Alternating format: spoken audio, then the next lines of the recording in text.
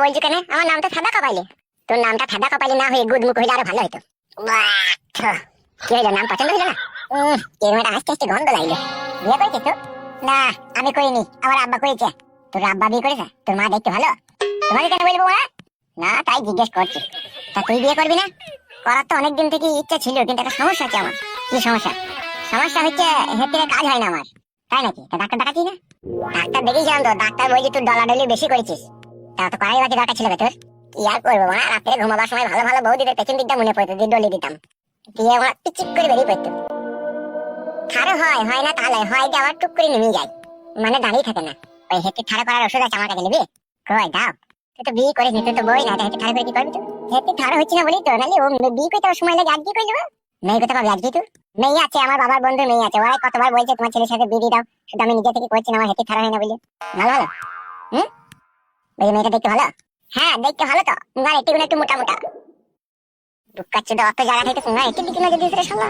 কি হইলো, দুম মেরে কেটে যে? মেয়েদের কি দেখে কি? মেয়েরা লম্বা চওড়া ফর্সা, মুখের কাটিং, হাত পা দেখে। তোমার পুঙ্গা দেখেছিস কেন? পুঙ্গা হেঁটে দেখেছিস কেন? ওটা দেখার কারণ হচ্ছে আমার হেঁটে লাগাল পাবে নাকি সেটা দেখেছি। বাবারে, তুই বিশাল মাংমানি ভাই রে। গাল দিও না, যে লাগাল পাবি মনে হচ্ছে। হ্যাঁ, যদি নিমি না যাই পেয়ে যাবো। এক কাজ কর, মেয়েটাকে বিয়ে করলে তারপর তোকে ওষুধ দিয়ে দেবো। ঠিক আছে, তাই হবে। আর একটা কথা, মেয়েটাকে দেখার সময় আমাকে সাথে করে নিয়ে যাবে, ঠিক আছে? ঠিক আছে, নিয়ে যাবো। তুমি থাকবো কোথায়? আমি এখানেই বসে আছি, এরই থাকবো। কই রে বন্ধু, ফুটো মেরে দিয়েছি গুইতো। গুইতো মেরে দিয়েছি বন্ধু। ও, তুমি হাঁটছো কেন বাড়া? তোমার বন্ধু কোনে কাঁদছিল, তুমি হাঁটছো? কে কাঁদছিল? এটা কে? কেন, ও আমার বন্ধু। ওই তো কাঁদছিল। কি ব্যাপার, কি রে ফুটো, তুই কাঁদছিলি? কি কাঁদা, কাঁদছিল হাউ মাউ করে। কি রে ফুটো, ও কি ঠিক বলছে? কি করবো, না কিন্তু উপায় আছে, বল। কেন, কি হয়েছে কি? বন্ধু তুমি বাড়ি যাও, তুমি কালকে এখানে আসবে, ঠিক আছে? আমি বসে থাকবো। ঠিক আছে, তাহলে খারাপ হওয়ার ওষুধটা দেবা তো? হ্যাঁ দিয়ে দেবো, তুমি কালকে এখানে আসবে। বেশ ঠিক আছে, তাহলে আমি চললাম। বস এখানে বস। তার আগে তুই কাঁদছিলি কেন, কি হয়েছে আমাকে বল। কি আর বলবো, সব শেষ হয়ে গেল। কি করে, কি হয়েছে কি? তোর বৌদি, এমএলএ সাহেবের বউ পালিয়ে গেল। এসব কি বলছিস তুই? কোথায় পালিয়ে গেল? তার নিজের স্বামী এমএলএ সাহেবের কাছে।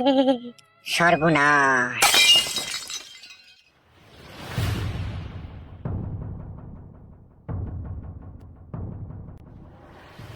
এই জামাটা পরে তোমাকে কিন্তু আজকে খুব সুন্দর লাগছে, একদম হিরো হিরো লাগছে। আমারও সেই ছোটবেলা থেকে আমার হিরো হওয়ার খুব শখ ছিল। এই কথাটা তুমি আমাকে আগে বলনি, তোমার হিরো হওয়ার খুব শখ ছিল? কি করে বলবো, হিরো হতে গিয়েই তো বাবা বললো তুই হিরো হইস না, হিরোটা বিশাল মার খায়, তো ভিলেন হ। তো আমিও চিন্তা ভাবনা করে দেখলাম, আমি যদি ভিলেন হই তাহলে লোকে আমাকে খারাপ বলবে, যে আর হয়নি বউ, কোনোটাই হতে পারেনি। সত্যি ফালতু, তোমার মতো ছেলে এই জগৎ ঘুরলে আর দুটো মিলবে না। আমি তোমাকে বিশাল ভালোবাসি বউ, তোমাকে ছাড়া না আমার একটু ভালো লাগে না। সে তো আমি জানি শোনা, তুমি আমাকে বিশাল ভালোবাসো। বাড়ি পাল চলো শোনা বউ, আমার ভালো লাগে না এখানে থাকতে, উমুড়ি উমুড়ি লাগছে আমার। আমার এখানে থাকতে ভালো লাগছে না, আমার বাড়ি যেতে ইচ্ছে হচ্ছে।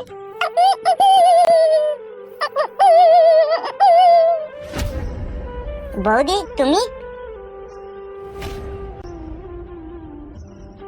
বৌদি তুমি আবার চলে এসেছো? কাকা বাবু কি রাগা রেগে গিয়েছে তোমার, মানে তুমি ছেলের সাথে পালিয়ে গিয়েছো বলে। মেয়েটা কে? এই মেয়েটা লেগে বলছো?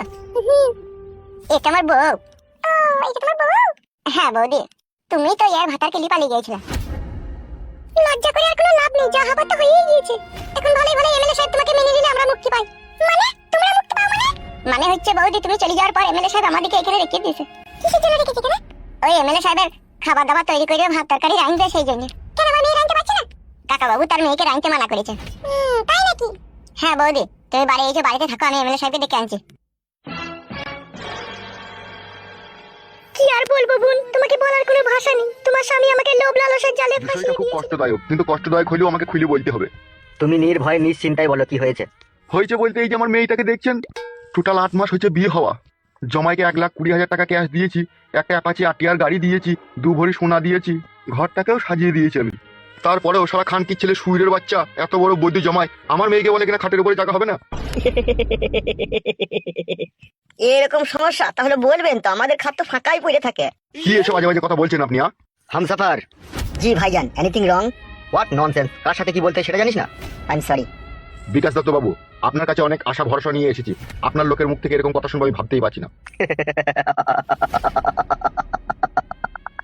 বকে দিয়েছি তো, বকে দিয়েছি কিনা? হ্যাঁ, তো ঘটনার মূল বিষয় যেটা ছিল, তোমার মেয়েকে তোমার জামাই তার খাটের উপরে শুতে নিচ্ছে না, কি তাই তো? হ্যাঁ, ঘটনাটা হচ্ছে সেটাই। তার সাথে শাশুড়ি আর ননদ খুব জ্বালাতন করছে আমার মেয়েকে। আমি ছেলেটার গ্রামে গিয়ে ওখানকার পার্টির লোকজনকে বলি এই বিষয়টা, ঠিক আছে? তা ওদের ওখানে একটু প্যাকিং জোর বেশি, ওই জন্য আমার কথা কেউ গ্রাহ্য করছে না। তো আমি চিন্তা ভাবনা করে দেখলাম আপনাকে এই বিষয়টা বলা খুবই প্রয়োজন, তাই বলতে এলাম। এই যে মেয়ে, তুমি আমার কাছে আসো তো একবার। শ্বশুর বাড়িতে তো তুমি থাকো, তুমি একটু পরিষ্কার করে খুলে বলো তো, তোমার বাবার কথাটা কিছুটা ঘোলা ঘোলা ভাব লাগলো আমার। না না, আমি ঘোলা বলিনি, আমি ঠিকই বলেছি। ঠিক আছে, তুমি চুপ করো। হ্যাঁ বলো তো, ঘটনাটা কি ঘটেছে? কি আর বলবো এমএলএ সাহেব, স্বামীর ঘরে সুখে সংসার করতে গিয়ে একদিকে কান্না করতে হয় আর একদিকে ভাত খেতে হয় আমাকে। তাই নাকি? শুধু কি তাই, রাত 12টার সময় মদ গেঁজা খেয়েছে আমার স্বামী, আমাকে যা ইচ্ছা তাই করে মারবে। যখন মদ খেয়ে মারতে থাকে তখন পরনের শাড়িটাও খুলে নেয়, এমন বারোচোদা স্বামী আমার। কি রে ল্যাংচা, কালকে একটা ফেসবুকে কি একটা যেন ঘটনা দেখাচ্ছিলি আমাকে? হ্যাঁ বড় ভাই, ওই স্ত্রী স্বামীর পুরুষ অঙ্গ কেটে নিয়েছিল। কি বললো, তুমি শুনতে পেলে? শুনতে পেয়েছি এমএলএ সাহেব, কিন্তু সেটা আমি পারবো না। বড় ভাই, এ স্বামী ভক্ত মেয়ে, এ পারবে না গো, এ অন্য মেয়ে হলে পাইতো পুরুষ অঙ্গ কেটে নিতে। তাহলে তুমি বলতে চাইছো তুমি পারবে না, তাই তো? এমএলএ সাহেব, এরকম শিক্ষা দিয়ে আমরা মেয়েকে মানুষ করিনি যে স্বামীর বাড়িতে গিয়ে আমার মেয়ে একটা অন্যায় কাজ করবে। শোনো হিমাচল বাবু, বর্তমান যা যুগ পড়েছে, যদি কোনো মেয়ে তার স্বামীর ঘরে গিয়ে শক্তপোক্ত হয়ে যদি না থাকে, তো তার সংসার করাই সেখানে কঠিন ব্যাপার হয়ে পড়বে। তাহলে আপনি যেটা এখন বলতে চাইছেন, জামাইয়ের পুরুষ অঙ্গ কেটে নেবে নাকি? পুরুষ অঙ্গ কেটে নেওয়াটা হচ্ছে লাস্ট ফিনিশিং, যখন আর তোমার মেয়ে তার সংসার করবে না তখন সে কেটে চলে আসবে। উজা খান কি ছেলে জমাই, ওর পুরুষ অঙ্গ কেটে নেওয়াই দরকার। এই মেয়ে শোনো, জি বলুন এমএলএ সাহেব। তোমার যে স্বামী, সে তোমাকে কি কারণে দেখতে পাচ্ছে না, কেন দেখতে পাচ্ছে না, যদি একটু ডিটেলসে বলতে। মেন ঘটনাটা হচ্ছে এমএলএ সাহেব, আমার যে স্বামী আমার ননদের বান্ধবীর সাথে তার একটা ঘনিষ্ঠ ভালোবাসার সম্পর্ক আছে, তার সাথে সে সব রকম নোংরা কাজ করে, আর সে তাকেই চাই, সেই জন্য আমাকে সে দেখতে পারে না। শরীরের ভিতরে তাহলে ভূত ভরা। এ ফেদা সহ্য করবো কি করে রে? যেখানে শুনি চলে না সেখানে ফাল চালিয়ে দিচ্ছি রে। তাই এই ঘটনাটা তোমার শ্বশুর বাড়ির লোকজন কেউ জানে না? সবাই জানে, সবাই মেনে নিয়েছে, আমাকেও মানতে হবে। কিন্তু এমএলএ সাহেব, আমার মেয়ের পক্ষে সেটা তো সম্ভব নয়। হ্যাঁ বলেন। টাকা পয়সা সোনা দানা বরযাত্রী এত কিছু তোমার বাবা খাইও তোমাকে খাটের উপরে শুতে দিচ্ছে না, আবার অন্য মেয়ের সাথে রিলেশন। এসব পুরুষ অঙ্গ কেটে নেওয়াই দরকার। বলেন কি? ঠিকই বলেছে বড় ভাই, এ বাঁশও থাকবে না, বাঁশুড়িও বাজবে না, ভালোই হবে। ও এমএলএ কাকা, কি হলো বে? শালা হারামি মানুষের পিলি চুমকি দেয় মনে হচ্ছে চিল্লায়। এত দড়ি হেপে এলি, কি হয়েছে কি? না কাকা, তোমরা কথাটা বলিলাম, মিটিং কইলাম, দিয়ে লাস্টে বলবো। শালা হারামি কেনা উট পাটাঙ্গা মার দেবো, কি হয়েছে কি বে? খুলে বলবে। তোমার বউ বাড়ি এসে দেখো গা। কে বললো কে তোকে আমার বউ বাড়ি আইছে? আমি কানা নাকি? আমি চোখে দেখতে পাই না নাকি? আমি যে চোখে দেখে এলাম। এসব কি বলছি রে? হইতেও পারে বড় ভাই, যে বোকা চোদা লিগে এলো সেটা জমিদার নয় যে আপনার বউকে সারা জীবন খাওয়াবে পড়াবে, খাওয়া দাওয়া শেষ ওই জন্য পাঠিয়ে দিয়েছে। এমএলএ সাহেব, তাইলে আমার এই মেয়ের সংসারটা কি হবে? তোমার মেয়েকে তোমার জামাইয়ের পুরুষ অঙ্গ কেটে নিতে বলো গা, তাহলে সব সমস্যার সমাধান হয়ে যাবে। শোনো, যেটা বলে না পারবা সেটা করলে মারতে হবে, কি বললাম বুঝতে পেরেছো? জি এমএলএ সাহেব, বুঝতে পেরেছি। ঠিক আছে, এখন যাও।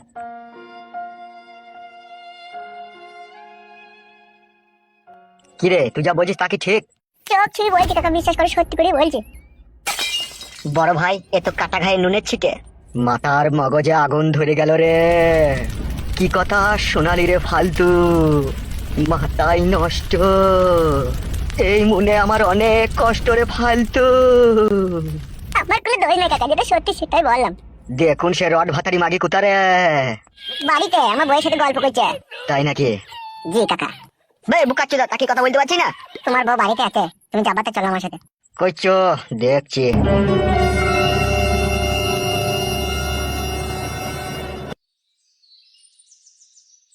হারে ল্যাংচা, এই জনির ভিতরে বিষ ফোড়া হয়ে গেল তো রে। ও গলি দিবে, ও হচ্ছে এমএলএ বিকাশ দত্ত। ও 4 মাস 31 দিনের মাথায় ডেলিভারি করে দেওয়া প্লেয়ারও, ওর কাছে কিচ্ছু আটকাবে না। কি জানি বাড়া এখন কি হবে। আমার একটা জিনিস ভাবতে খুব খারাপ লাগছে বোন, তোমার এমএলএ ভাতা খাইতে তুমি ছেড়ে দিয়ে চলে গিয়েছিলা। ভাতার কি কে এমনি এমনি ছাড়ে বল? ওর নামেই আমার ভাতা ছিল, ও চরিত্রহীন লোক। সেটা জানি, তোমার ভাতা চরিত্রহীন। তুই যে এতদিন এখানে আছিস, তোর সাথে কিছু করেনি তো আবার? কি আর করবে, আমি দিলে তো করবে। দিসনি তো তাইলে? না, আমি কিছু জেনে দেবো ওকে। আর যদি ও আমাকে দেয়ও, তা তুই চ্যাংড়া লাসানির কি কোনো অসুবিধা আছে? এই ঢেমুন মাগি, চ্যাংড়া লাসানি নাংলি যে ঘর থেকে বেরিয়ে চলে গেলি, তা আবার কি গান মারাইতে নিল? দেখ দেখ, ভাতারের মুখের ভাষা দেখ, তাহলে কোন মেয়ে সংসার করবে বল? এলো এ ডান্ডা চেক করিনি মাগি, আমার সংসার কাউকে করতে হবে না। লো তুই কোথায় গেছিলি সেটা বল। আমি নাংলি ঘর থেকে বেরিয়ে গেছিলাম রে ফেদা কুকুর বেটা, আবার আমি ঘরে ফিরে এসেছি। কি বলছিস বল তুই? তুই তো কার বাড়িতে ফাঁকা চ্যাংড়া লাসানি রে? তোর থেকে কম। খান কি মাগি, তুই যে নাংলি বেরিয়ে চলে গেলি, তুই এখানে ফিরে আসতে তুই লজ্জা লাগলো না? খবরদার ভাষা খারাপ করবি না সুইরের বাচ্চা, নাহলে তোর নামে গিয়ে থানাতে কেস করবো, তোর এমএলএ গিরি ছাড়িয়ে দেবো। কাকা বাবু, এখন এটা মাইনতে হবে, নাহলে কেস দিয়ে দিলে তুমি ফেসে যাবে, তোমাকে জেল খাইতে হবে কাকা। বাপরে বাপরে বাপরে বাপরে যন্ত্রণা। এই তো সবে শুরু রে কাকা কুকুর বিট্টা।